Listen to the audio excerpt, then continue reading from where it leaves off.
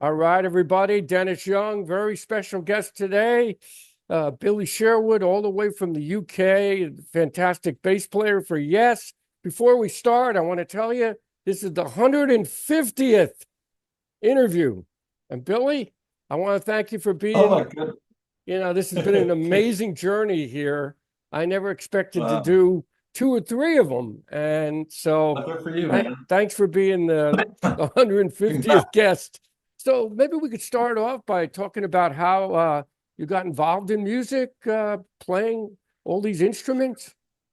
My parents were entertainers, Phyllis and Bobby Sherwood. My dad was a big band leader back in the 40s and evolved into jazz and all that stuff later in his life.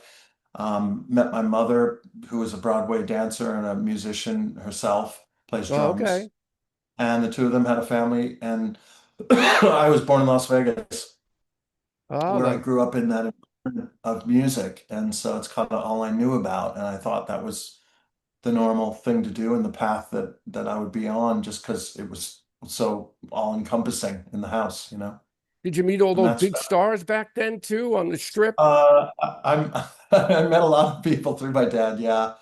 My godfather is was Milton Berle, Holy who smoke, Uncle Milty. Wow. Milton and my dad were very, very close, needless to say. And yeah, and he did films with Sinatra and he was on TV and he was kind of a thing back in the day. He's got a star on Hollywood and Vine and everything like that. So I don't know. I just grew up around music and entertainment. I watched my parents going to work at, five at Yeah, night, 5 in the evening and coming home at 4 in the morning. It seemed like a nice schedule. I liked it. I must be. I bet you was. So did you start playing in the cover bands, or did you go right into original type No, music? I've never played in any bands other than the ones that I've been in. Okay. Uh, just been determined to be in bands, and I've had a lot of them, as you know. Yeah, I see. I know that. But I see the that. entry, the entry point was Logic, my first band, which was actually my brother's band. He and Jimmy Hahn and Guy Allison and Gary Starnes and the Fletcher brothers. Mark Fletcher was a bass player and Tom Fletcher was the engineer. That was kind of who Logic was at the Hmm. time. And I was the 5-year younger brother who wasn't allowed to hang out with them until I grew up a bit. Oh, that's And funny. I guess right around the 16, 17 year, I started playing bass and joined the band eventually and then just became determined to do that. And Yeah. so when Logic broke up, I formed another band which became World Trade. Yeah, I see that. And World Trade I was gonna say, yeah, you've got a bunch of records here, even before, yes, you've done. way before. And so there was a path that sort of just led me this direction. Hmm. And I met Chris Squire by virtue of World Trade because the guy who signed my band to World Trade, Derek Shulman, was lead singer of Gentle Giant, but turned Right. record company guy.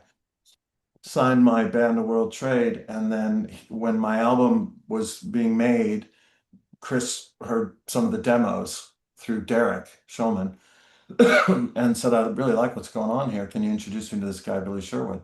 Wow. And kind of the rest grew from there, isn't it? That's something. That's a How was it playing long with road. Chris? How was it playing with Chris? I mean, he was just a phenomenal bass player, Oh, singer. yeah. I mean, he was amazing. That's what it was like. And he was always a pleasure to be around. And we had nothing but fun when we hung out. So it was a real special thing to meet for me, my ultimate bass player hero, and singer, and kind of modeled my world around if I could do something as cool as that, I'd be happy, Yeah. met him, and then to share all the insights to how he went about making music and the little nuances to his playing that we discussed and all those things. It was a real up close view of the man, and but at the center of it was a real warm guy who was just filled with love and humor, Hmm. you know. Well, I had the privilege of seeing Chris at a record day show in New Jersey, of all places. He was doing some Yeah, promotion, showed up, and the nicest guy. And he played a little yeah, he bit. was really I didn't realize how tall he was. I mean, wow, he's a tall guy. He was really pretty tall. Yeah, he is tall. It's one of the funny you mentioned that because it's one of the first things he said to me when I met him. I met him at a Moody Blues concert in Oh, '88, oh, randomly before Derek Shulman introduced us. oh, I that's had something. not ever. And I went to see the Moody Blues because my keyboard player from World Trade, Guy Allison, was the second keyboard player with the Moodies. Mm, The first keyboard player was Patrick Moraz in that of band, in that course. lineup. Oh, yeah. I went to see Mraz and meet Mraz because Guy, says to me, I can get you tickets. You want to come meet Mraz? I know you're a huge fan. I'm like, yeah, I'm there. So I go Yeah. and I'm sitting in the audience and several rows in front of me, I realize it's Chris Squire sitting there. And I'm Oh, like, kind of that's like, funny. I do. I got to meet this guy. So he had the backstage laminate and pass that I had, Yeah, the same yeah. one to after show, kind of, pre-show, after show, little room. And I could see he had it. And I was like, let's go. So I got up and started following him, and he's walking, he's almost to the door, and I reach him. He's really got that long jacket he's always wearing. And I just tugged on the back of his jacket, like a kid. And he turned around and I said, "You're Chris Squire." He goes, "Yes, I am. Who are you?" I said, "Not really sure, but I'm a huge fan. Bass player in a band called World Trade. And, I just wanted to say I'm a huge fan." Yeah. And Oh, he looks at me and goes, yeah, "Oh," he I've says, been "You're a, tall." yeah. And I say to him, Yeah, that's a little peculiar." I was like, that's the first thing the guy wants to say to me. He goes, "It's good to be tall." And I thought, what a peculiar guy this is. He had these big fingers too, enough to cover all those strings and really Yeah, play, he was a big guy. Yeah, he was a big guy. And he was lanky. In the earlier days, he was tall and lanky, and he filled out in his older days, as we know. But But his physique was a big part of how he went about coming up with the parts he did, because his hand was like he was playing it like a yeah, guitar, where most just stuck with it feeling like a bass. right. Were you a Yes fan as a kid? Did you follow Yes? Oh yeah, I was a huge Yes fan from an early age. My brother and Jimmy Hahn, were listening to these records in their room while I was in my other room listening to Earth, Wind and Fire and stuff and funk. And I heard it through the door one day and just kind of like jumped on it. I mean, I didn't jump on it at first. They played me close to the edge. The first 2 minutes, just I couldn't understand it at all at the time, and I just didn't get it. I said, "I don't see what you're seeing in this band. I'll be down the hall." And Yeah, then a couple of walked by the room and they're playing it again, and it's something just like I got it. And so I opened the door and said, "Can you play me this again?" And from that point forward, it was like you couldn't talk me into yeah. There's really, no band that was so that record's still the top progressive band, a progressive rocker record of all time, close to the age, I think. It's yeah. just so. Yeah, it's a great record. So then were you on the Union record, or did you just do a song on that Yeah. record? Well, during the period where Chris and I were the early days of our relationship, the first song we wrote together was "The More We Live," and he had a couple of other songs, and I had some other ideas, so we wrote other things. A couple of them are on the box set. Love Conquers All is on the box set. And Union is where you'll find "The More We Live." Mostly because I was offered the lead singer spot in the band before Union came about. That was Chris's motivation to meet me in the first place, which I only Oh, learned later. right. Was looking for a lead singer, and my voice sounded like John, and then, so I was in this proggy dimension, Yeah. and John was doing ABWH at the time, right? And so they were without a singer. And as I started realizing what this plan was unfolding before me, that I was the last one to know about, I kind of had to let Chris know, I'm not going to do that, right? I mean, I Yeah. know that you think it's a good idea, but I'm not into it. I don't want to do it. And so that evolved into, well, look, Chris says we still want to use the song. And I said, that's cool. So come on down to the studio. So I ended up working with him down at the studio and coming up with the master, if you will, for The More We Live, which was pretty much what we had tracked in my living room for the most part. Now, was it And that ended was up on it Yes Union. was it intimidating at first working with these guys? I mean, Steve Howe, I mean, Chris, Well, you I had Alan mean, White. I I wasn't. mean, Steve wasn't at those sessions, you see, because at the time you had two factions. That's how Union came right. I remember that. about, right? So ABWH was working over there, and let's call it Yes West, as it is known in the fan, Right. was working over there, and I was on the Yes West side, working in the studio with Trevor, Tony Alan, K. Tony K, and Chris, and they offered at that last part of it, So I didn't mingle with those guys, but Chris, it was for me the most sort of, I don't even know if intimidating is the right word, because in my heart of hearts I just knew he was going to be a cool dude when I met him one day, right? And then it Yeah. turned out I did meet him that one day. He was a cool dude. Yeah, that's great. So, I was already in a world of musicians, and Toto had made my first album, so I was meeting a lot of other people through that. I'd kind of gotten over the whole intimidation thing early, but it was just a lot of fun hanging with my favorite band, I can and it imagine. was it was a crazy time though to be involved, because the just the static going on to create that Union record and all that came about from it, and Oh somehow yeah. I was thrown in the middle of it by proxy, and I was deep in it in those days, in the whole mess, if you will. There's some good And songs on that record, even though I think a lot of the yeah. band members didn't like it or weren't Well, the happy funny with thing it. is that my brother sings on the other side. He was working with the other side, if you will, Oh, the great side. He's got vocals all over the record on the same. We just never were at the same wow, place. that's funny. Wow. It was very funny. Yeah, it was crazy times. 1991. Wow. Now, what was it like producing? Didn't you have a role in producing Keys to Ascension? Did you help Yeah, co-produce that? basically, to get to that point, I did the union stuff, and then I went back to my world of production, and I got a call in '94 when Yes was touring the Talk record from Trevor Rabin. Do you want to come out with us Hmm. as like a multi-instrumentalist guy and come out and tour and have some fun? I said, sure. So I did that tour. Ah, And when that done, that band broke up, basically. And that was the end of the 90125 lineup as we know it. right. And the classic lineup reformed, and they made a record called Keys to Ascension 1, which they were at the tail end of, and called me to mix. Okay. So I mixed it, and they had a great time doing that in my studio, blah, blah, blah. One thing leads to another. Chris says to me, we had a great time. Do you want to produce and mix the next one in your studio? I said, sure, come on over.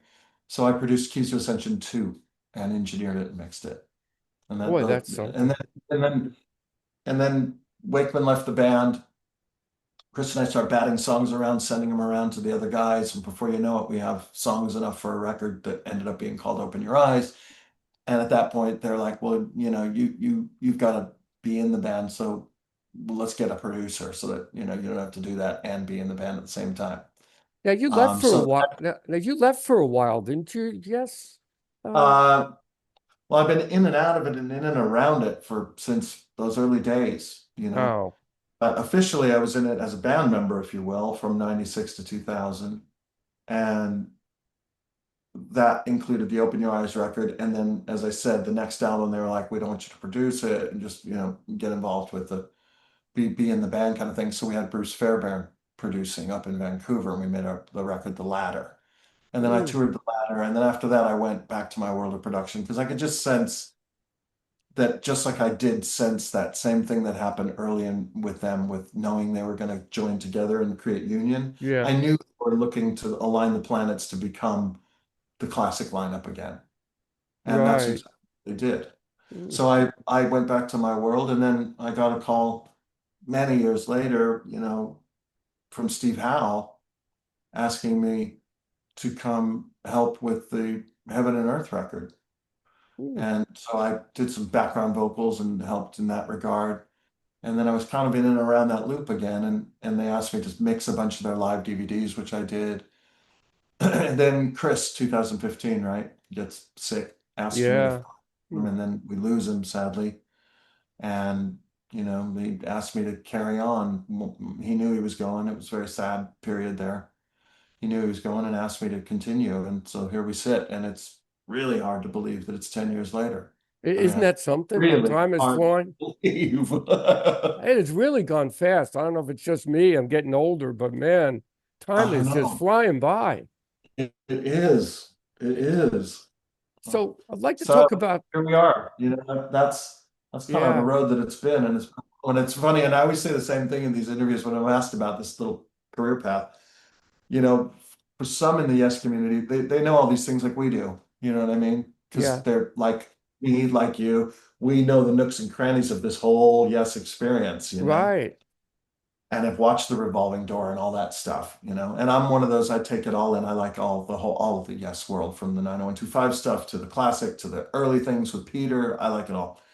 Yeah. I Um, mean, but for a lot of people, they think I just like fell into a rehearsal last Thursday and lucked hmm, into a gig. You know what I mean? wow.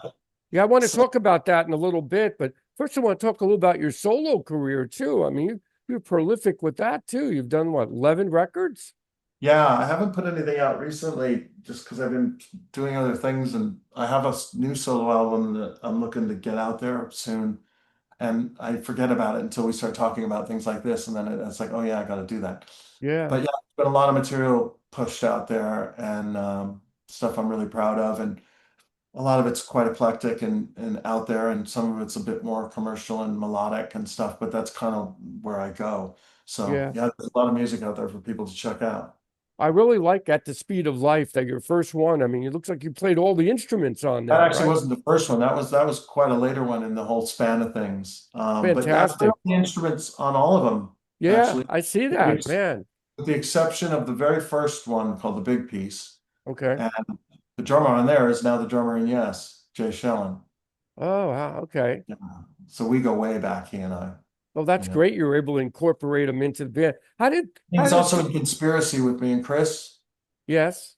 And Oh, he was okay. he was in Circa with me and Tony K. And him and Alan have Oh, have man. runs, you know what I mean? Because Yeah, Alan you're in. was in Conspiracy, and then Jay, and then Circa, and then Jay, so it's all that family of musicians and friends, and it just so happens that we're lucky as Yes that, just like me, where Chris Squire is my favorite bass player. So I Mm, model my world, and I kind of fit into this world that we've got here. When I first met Jay, one of my first questions was, "Who's your favorite drummer?" He said, "Alan White." And I said, "I think this is going to be a great relationship." You oh, know, that's great. Yeah. So how was it when Alan left too? When Alan died, that must have been pretty hard too to play they've with Yes all, again. all these losses are extremely difficult, Yeah. you know. I mean, they're friends first and foremost, and loved ones.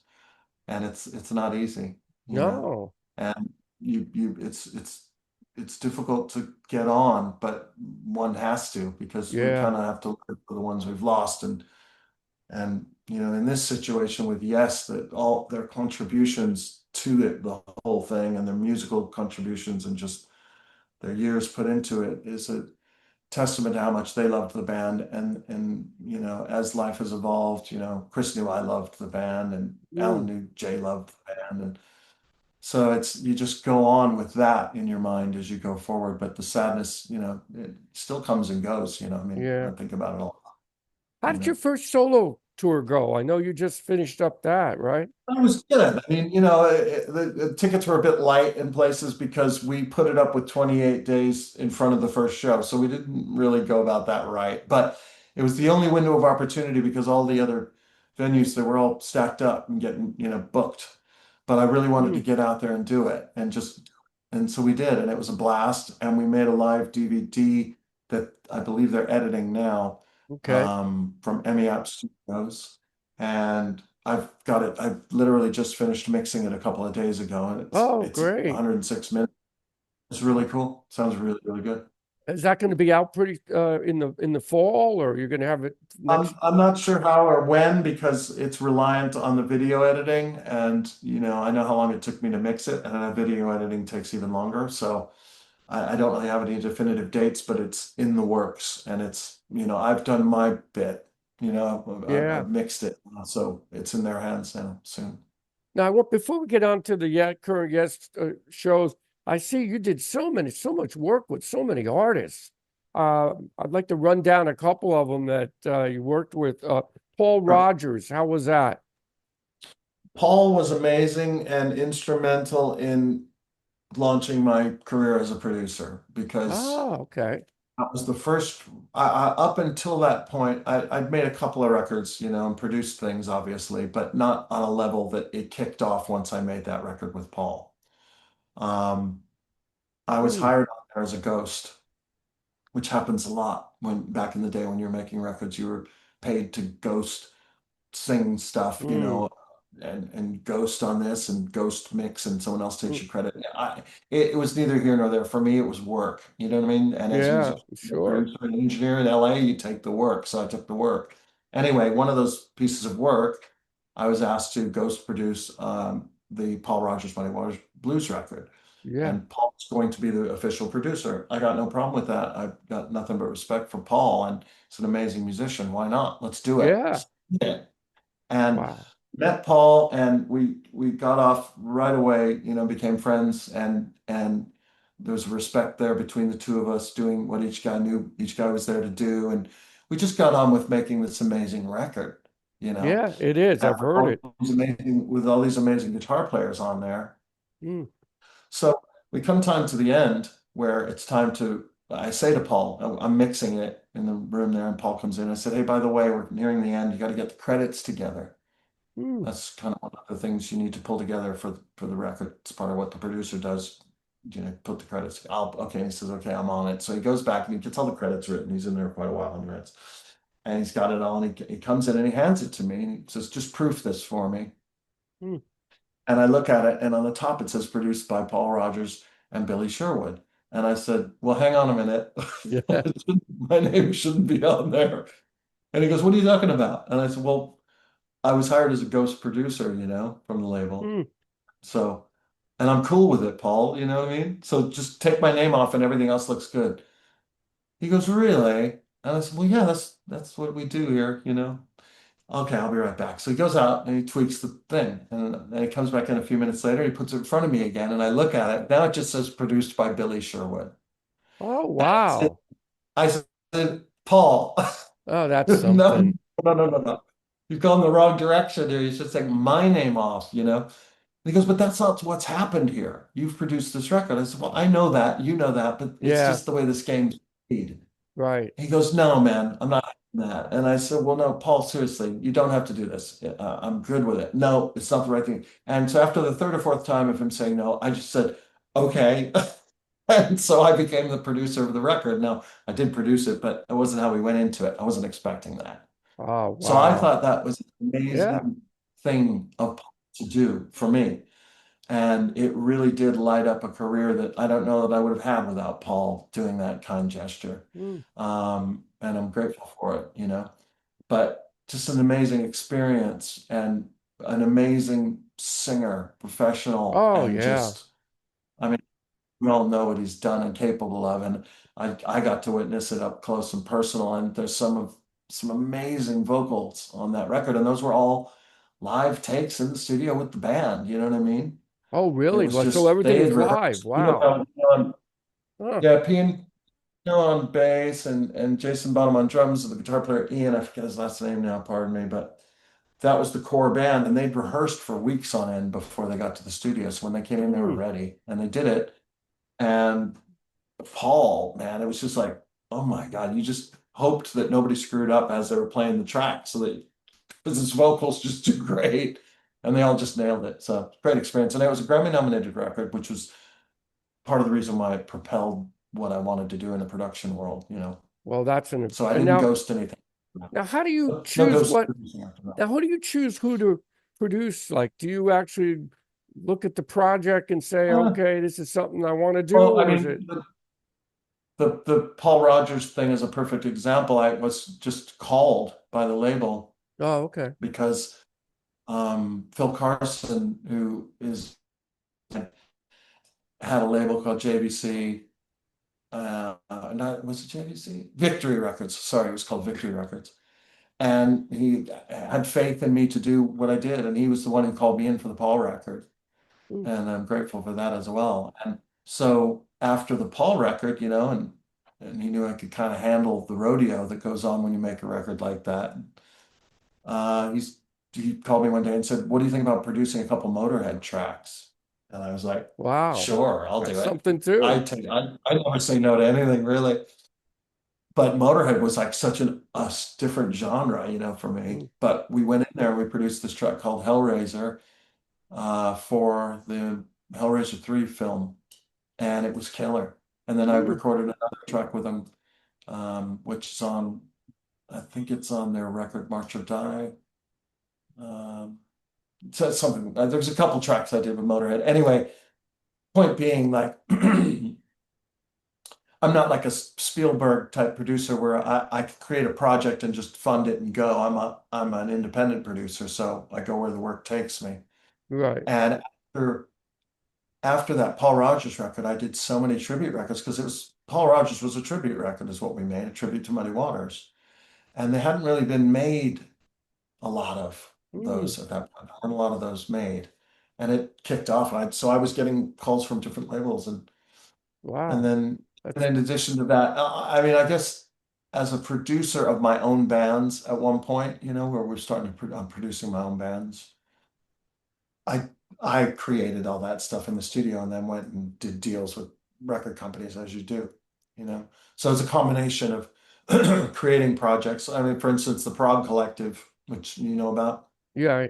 Of- was a project that I was working with a record company and threw that at them as an idea. What do you think about if I create a whole record and do it the way I do it as a solo artist, and then we plug in amazing musicians. I've got a black book that's huge, and everybody wants to work. So what do you think? So I created that project in that way, and it did well. We did a few of those, and then the same thing with the Fusion Syndicate that came out, was sort of like a fusion twist on that. yeah. So there's just, being creative and producing, you can do deals with labels. I don't know so much anymore because the business has Yeah. changed Now so I know. much. But Back in the day, you could have a brainstorm and then have a record deal. And if oh, you if I'm you did it, sure. Before we you move know. on to the current Yes shows, how was it like playing with Asia? Didn't you Oh, that dig? was a blast. Yeah, that was amazing. And I mean, sadly, because we lost John, but just like Chris asked me to do it, John wanted me to do the same thing and fill in for him, and I was honored with that. And so it was on one hand really sad to do it because of Yeah. that. But then on the other, I'm standing on stage looking over at Carl Palmer, and when Asia toured with Yes, I'd look around and it's like Jeff Downes, Steve Howe, Carl Palmer. What am Oh I my. doing here? How the hell did I get here? All the heroes of prog rock, all the heroes. But it's so weird though, because Jeff and Steve are in Yes with me, but Carl's not. But Carl's there, and I'm in Asia. It was just a mind fill in the blank, you I know. can imagine, man, that must have been something. Oh, But it was a oh, blast, and I enjoyed it. And they've since we kind of changed gears, obviously, and they're out there doing their thing, and they're doing quite well. So I don't know if not you're much aware, more. but on YouTube now they're putting out a lot of these 8 millimeter live videos clips.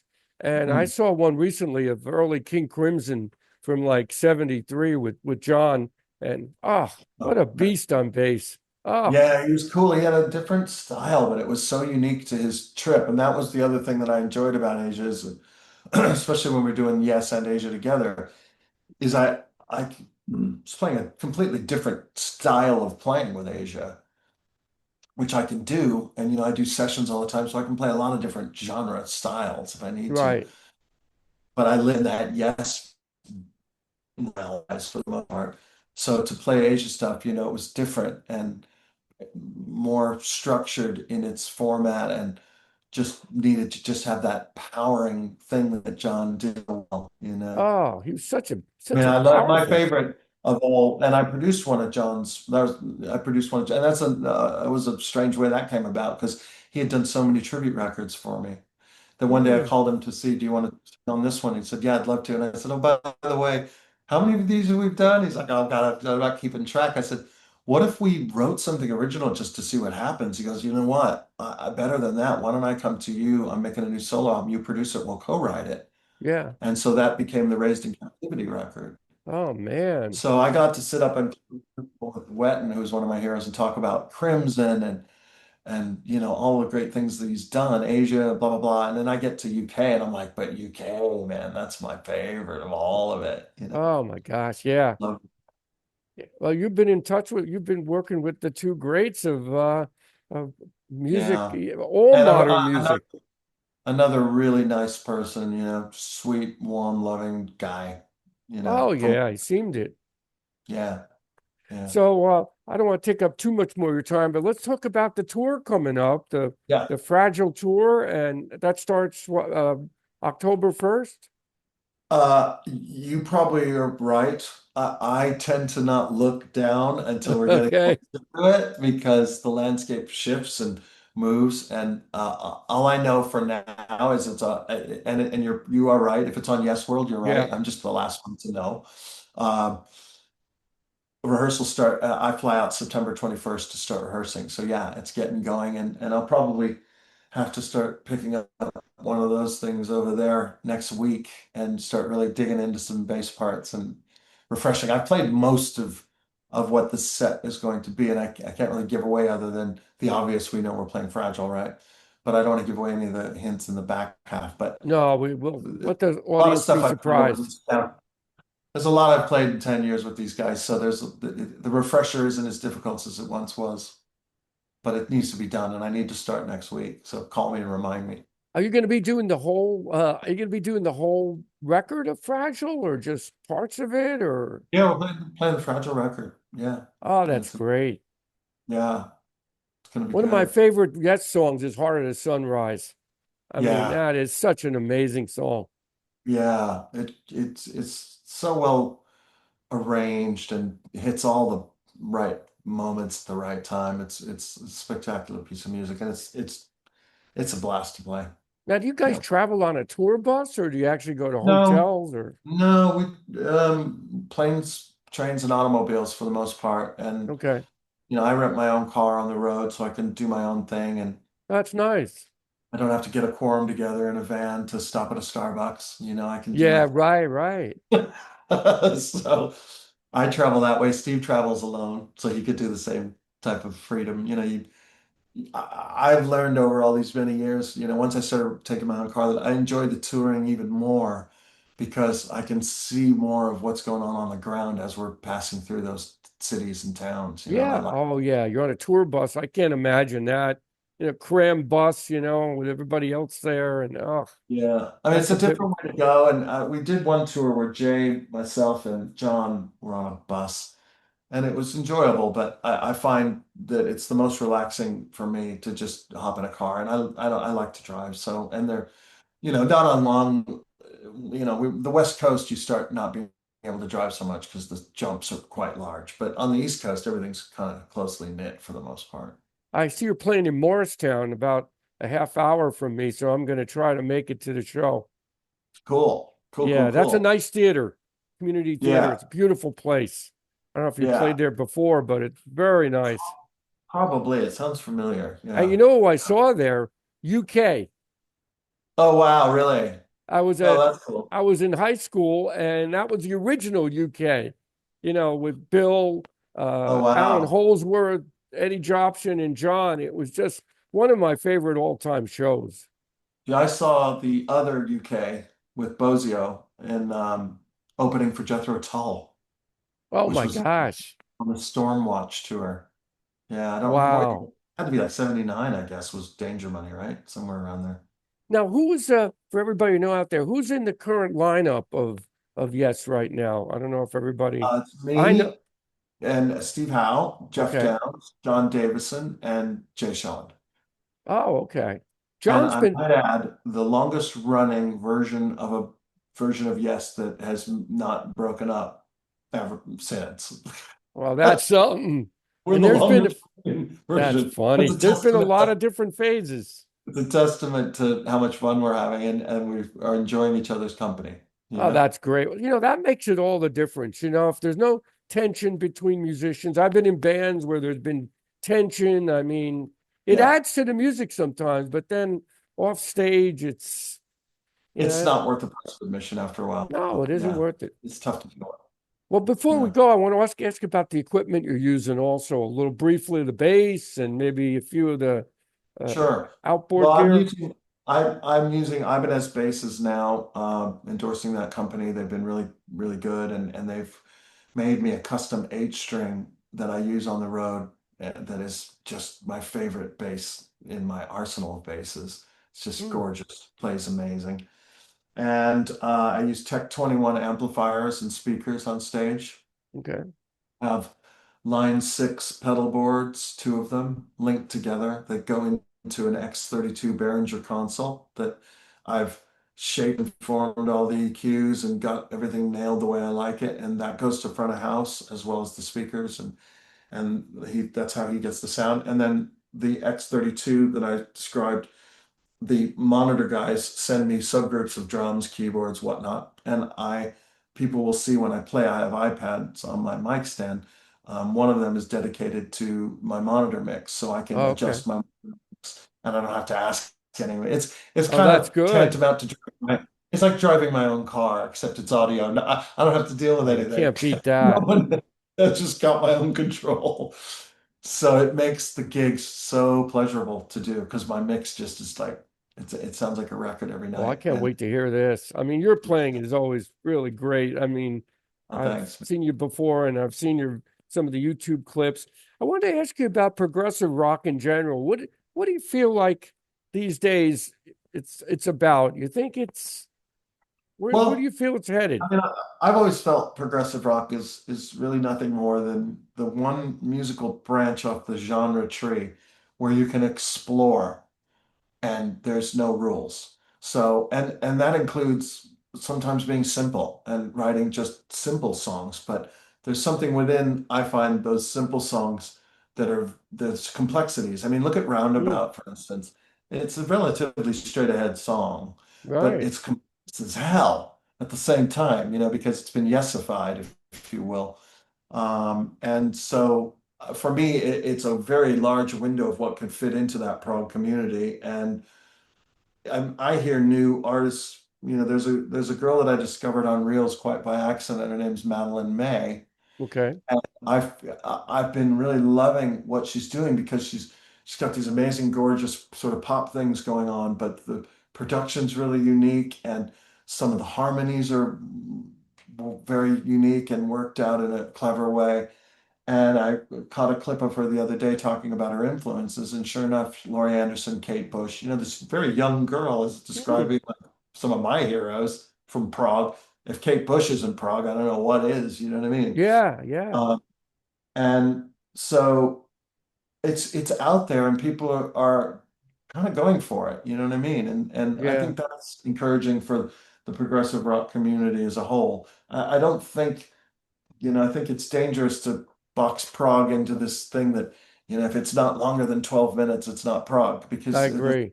not the way music functions. You know what I mean? Mm, And it doesn't have to be that to get the visceral reaction. It could happen in a 2-minute piece of music. You know what I mean? It doesn't matter. So I think it's a wide, wide window of what can fit into prog. And I'm seeing glimpses of it as I flip through my reels of young musicians doing peculiar things in that yes, regard. So it's there. It's just not in the way that we knew it when we were very young, and it was this definitive area. that's true. It's very big now, and I think that's a great thing for music. But there's It- so many groups out there now. You have to weed through all this laptop music, that they're putting out, and it's yeah, just you got to find the bands these days. It's just tricky. searching. Well, That's I mean, see, that's the weird thing is I don't bands are becoming farther and fewer between who are getting together and creating that's this. true. But they are out there, and I do Yes, see them. But I just wonder when I watch them and think, oh my God, these guys are amazing. Will they ever get to be heard? Because right. That's the sad the part. machine isn't there in the way that we grew up, and it's a strange thing because that machine, if you think about it, it had a limited resource of this genre, and Yes, what it had, they put out. So we, as the listener, only understood that narrow bandwidth of genre, but it that's has true. expanded, and especially with the internet, it's expanded to the point of like, how do you get back to a narrow point that you can get to someone and have them understand your music? That's really more tricky than making the music itself anymore, you know? Right. Well, that's why bands just have to keep playing live and Yeah. hope to build an audience. Uh, and social, social marketing. It has to be done. I learned it a long time ago that you kind of have to have a presence of some sort. I'm not really even nearly as good as some of these people who get on there and can promote. But that is an aspect of your own career that you have control of now in a way that you didn't before. And the yeah, funny thing is about this girl, Madeline May, I was telling you about, her listens on what is it, Spotify are right. massive. When this one song that I love that she's put out called At Least I'd Be a Cowboy. It's a beautiful song. She started it, in her living room with her guitar and she's playing.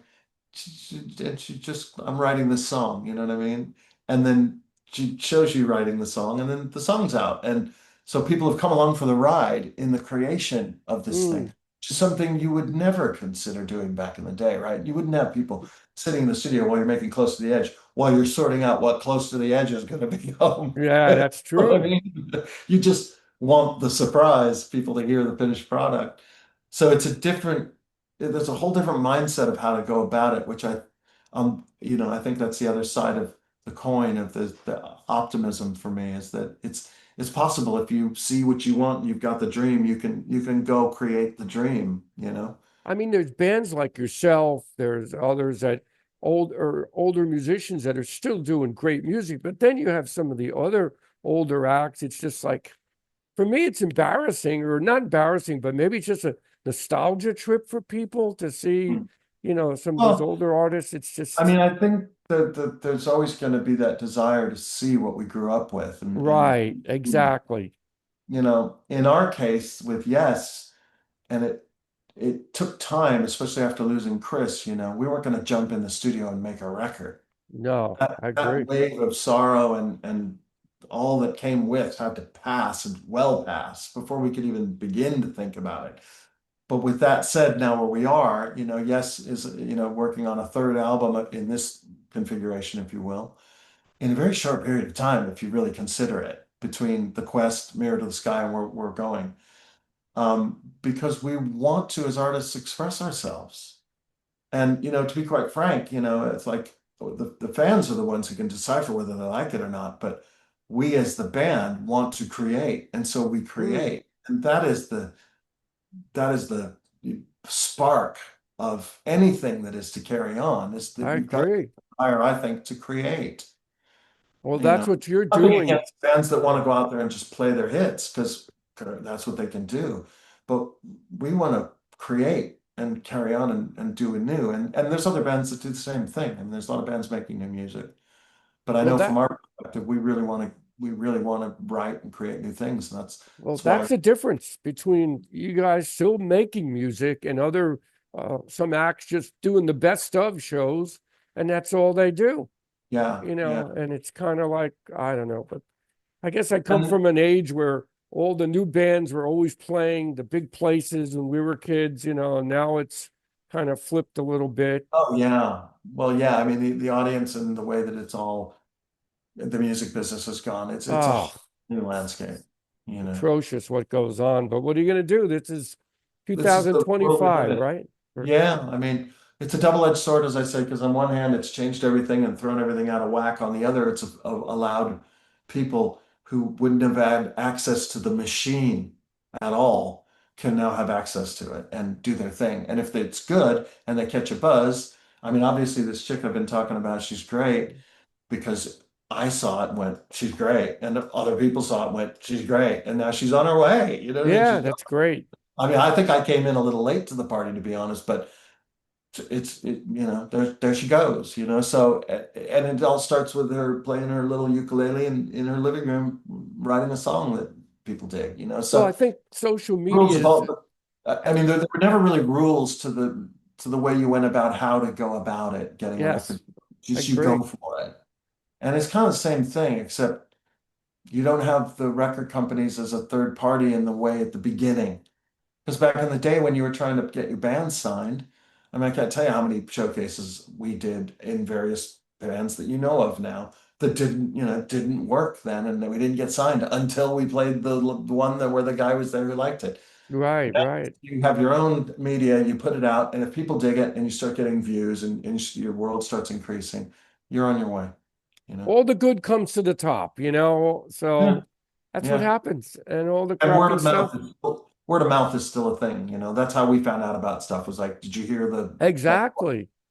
So Exactly. Well, yeah. before we go, we had a record store by our house that had something called cutouts in the late 70s, 80s. So I Almost. found out all these amazing Van de Graaff generator, Gentle Giant. So I learned about all this music, Yeah. and I became a fan. Well, and the whole idea of bands that have offshoot other bands, which obviously Yes is a band that has many offshoots off the family tree.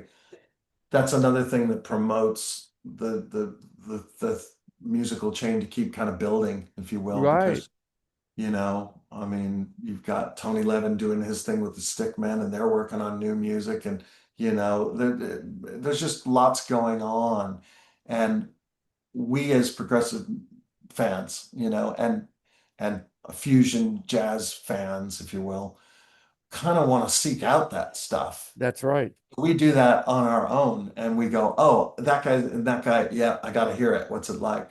We do That's that. right. But kids don't have that advantage because they never soaked themselves into the world of bands and loving bands and having a favorite guitar player. I mean, I don't know, many kids are growing up now with a favorite guitar player, and unless I'm missing something. But we had rock heroes back in the day. There's not That's a lot true. of those. You know what I mean? We do. There's not a lot of those. Well, Billy, this has been a pleasure. Thank you for doing this. Where can we find all your music on your website or? Well, BillySherwoodMusic.com is a good place to start. Okay. And then just, if you go on YouTube and you Google Billy Sherwood videos, or Okay. Of course. you'll find your way to a lot. And actually at yesworld.com, if you go to my Okay. personal page, they've done a really great job of kind of linking you to all the stuff, and there's a lot there. So anyone Okay. who's interested, that would be where I would say to go. Billy Sherwood Music is a new site I've just been developing when I started doing the solo tours. So there's not a lot of stuff there yet. I'm working on it. But yesworld.com, they've got a really extensive list of things. It's quite Oh, cool. great. Well, I'll put that in the description and good luck on the tour. And thank you again for doing this. You've Yeah, been had man. such a great career and thank you Uh, again. And good luck my there pleasure. and have a good day out there. My pleasure, man. Thanks for having me, and good luck, and congrats on the channel. Thank you. Yes, it keeps going. And thanks to people like you. Right on, brother. We'll talk to you Okay. soon. Thanks See again. ya. Bye bye. See Bye. ya.